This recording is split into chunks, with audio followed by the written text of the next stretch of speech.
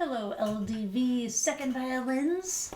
All right, so this is a conversation about Art Brandenburg. I first want to remind us about the key signature. Okay, your key signature is, I guess I can bring this down. Your key signature is your roadmap. It tells you what's high, what's low, what's normal, what's not normal, right? So first I want to have a little conversation about the accidentals. So the hashtags, the tic-tac-toe signs, those are sharps. And I want you to remember that if you step on a sharp tack, you jump up really high, right? Because it's it hurts, okay? If you step on a sharp tack, you jump up really high. It makes notes higher, okay? The opposite of sharp is flat. We don't have any flats, but I want you to know what they are. The flats are like the little slanty B, right? And flats, sorry about that, flats make our notes go lower. So if you're riding a bike and you get a flat tire, you start going lower and lower and lower because your tire's losing all its air, right? Okay, so flats make notes go lower. Naturals they kind of look like a little slanty square with some lines coming off of it. I always thought they were like two chairs stacked on top of each other, but I think the slanty square with some lines coming off, that works. Natural just means it's not sharp or flat. So it kind of depends on from where you're coming. If you're coming from an F sharp and the next note says F natural, well then you got to go opposite sharp, which is low, right? So it's negating whatever it's come after, okay? So if you're on a flat and you have a natural, then the note is going to go higher. The other thing that's funny about naturals is natural is just neither sharp nor flat. So you've been playing naturals all of your life on your violin. A G, that's a G natural, because we don't call it G sharp, we don't call it G flat, we call it G. So boom, G natural. When it matters that it's natural is when you're negating something that's just happened. So if it was sharp and now it's natural, well, we got to change something. Okay? All right, it was a long conversation. What I want you to remember most of all, if you don't remember anything else from my babble, is sharps make notes go higher. Okay? All right, so the key signature, your roadmap, can be found at the beginning of every line. Okay? So look at the very left of your page, find your S, your treble clef, and you're going to see the two tic-tac-toes in this Bach. You're going to see an F sharp, you're going to see a C sharp. How do I know what letters they are? They work just like notes. So whatever's going through the slanty square, that's the note that's sharp. So if you look at the first note, if you look with your eyeglasses that you might need like me, you'll see that the top line of the staff is going through that sharp. That's an F, F sharp, okay? So the reason this is important, and we talked about this week, but it's good to remember this. The C sharp does something funny to some of our notes on our second violin part. And where it's happening is on the G string, okay? Because on the G string, in your fifth grade days, or no, it's not even fifth grade, that's a different school. In your beginning orchestra days, my other school has beginning orchestra at fifth grade. In your beginning orchestra days, your C on the G string, your third finger, was like that, right? It's like 1, high 2, 3, they're together. Well, now it's C sharp. So we're going to go like this. We're going to make it a high 3. So I call this the W pattern because you have a W. I can't find the camera. A W with your 3 fingers. It's an uppercase W. Okay? Whole step between every finger. Why can't I get the finger? There we go. The angle of the camera is weird. There we go. So W pattern on the G string. Whenever you are on the G string, you are playing a high 3. Your 3 should not touch your 2. You should have a W pattern between your fingers. I can't figure that out. Okay, so where that matters is they put a courtesy accidental. They're reminding you what nice people these people are. These people helping Bach. If you look at the second measure 2 of your part, you go G, G, E, E, C sharp. You have a high 3. Okay, I'm going to play it for you. Measure 2 starts out on normal 3. I totally sang that wrong, didn't I? And then high 3. See how I'm stretching out? I've got, there's the angle I want. Yeah, there's space between my 1, 2, and 3. They're all spaced out. No one's touching, right? The 3 isn't touching, no one's touching. That's a high 3. And it should sound a little weird.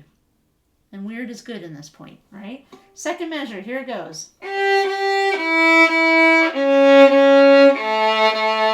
I actually don't think it sounds all that weird at all. It's an A major arpeggio. It's very common and normal, okay? So, okay? And then after that, we're cruising for a little bit until measure, I can't tell what measure that is. Let me count. 1, 2, 3, 4. The fourth measure, you get the C sharp again. The very first note's a C sharp, a high 3. Remember, all of your third fingers on the G string are sharp, even if they don't remind you with a cute, nice reminder. You should be playing high 3 on the G string all the time. G string, high 3. Okay? I'm going to play the beginning just so you know what it sounds like, and that way you can listen to it, get it in your ear. You ready? I'm going to take it under tempo also, because I want you to just practice the intonation, the notes being in tune. We can work on speed in our classroom. All right.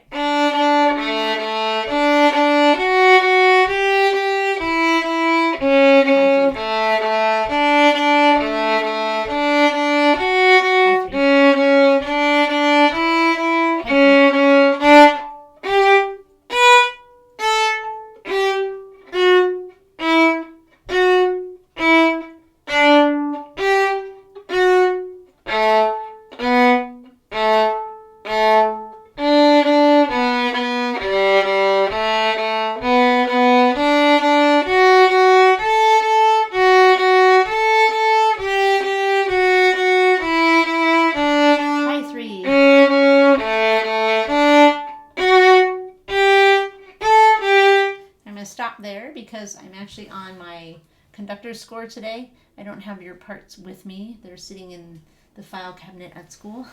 So I have to turn the page a lot. And I want to stop anyway because I want to talk about detached. If you look at measure 5, the words detached should be in your part. We talked about this today and a few days ago too. When you're playing your quarter notes, most of your quarter notes, I want you to pull the bow really fast. Use a lot of bow, but then stop it at the end. Okay?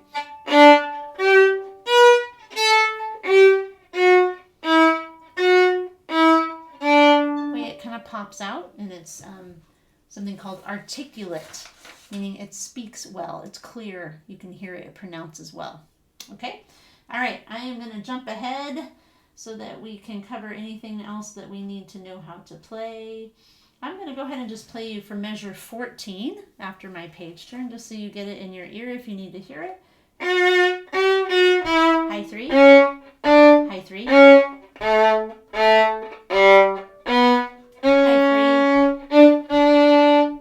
something in measure 16, you have a dotted quarter note on the high 3, your favorite note today.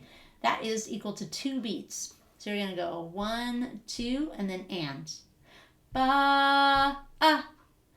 So actually it's 3, 4, but it's 2 beats, right? You're tapping your toe twice. Ba, ba. Okay? So. All right? Okay. And then we have a rest, and we talked about this today too. You have violin cues there. We were asking, what are those tiny notes? Well, those are cues to tell you what's happening on the other parts. So the first violins at measure 17 are going to play, and then you come in. High 3.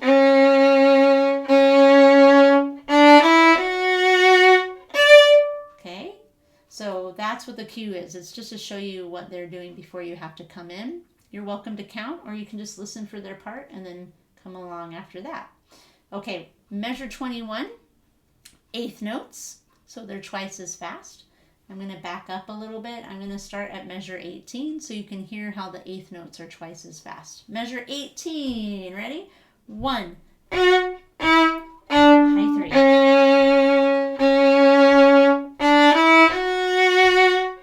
Here's the ace.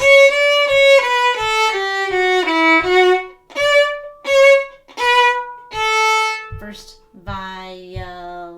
High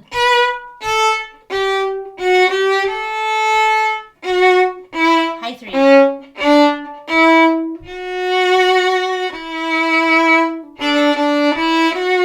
Okay, so right here, my computer went to sleep. Hold on a sec.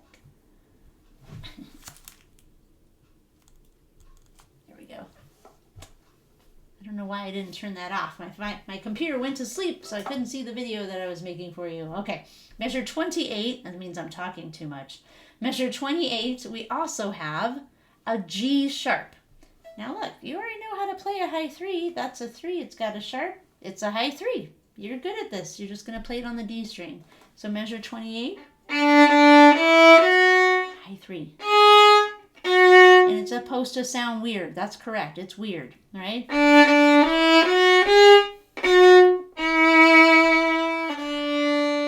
going to turn the page. And then we have high 3 on the G string.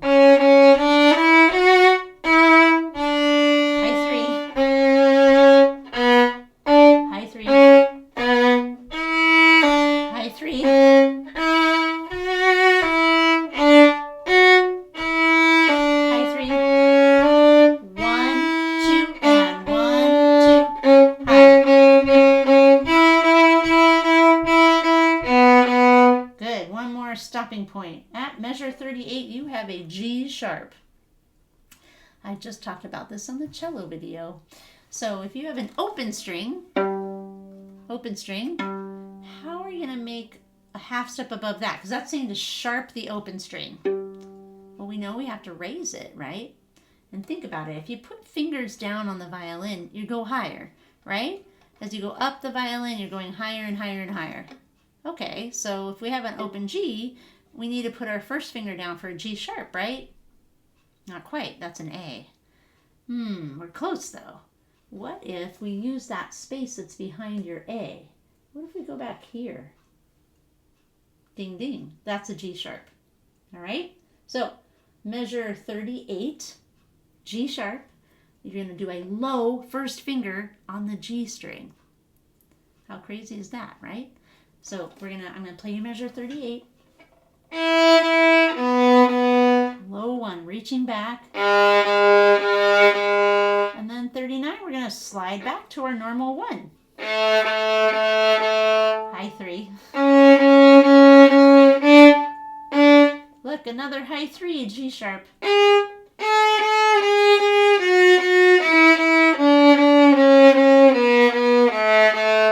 Low 1 again, right? G sharp, low 1. I'm going to just reach back with my finger.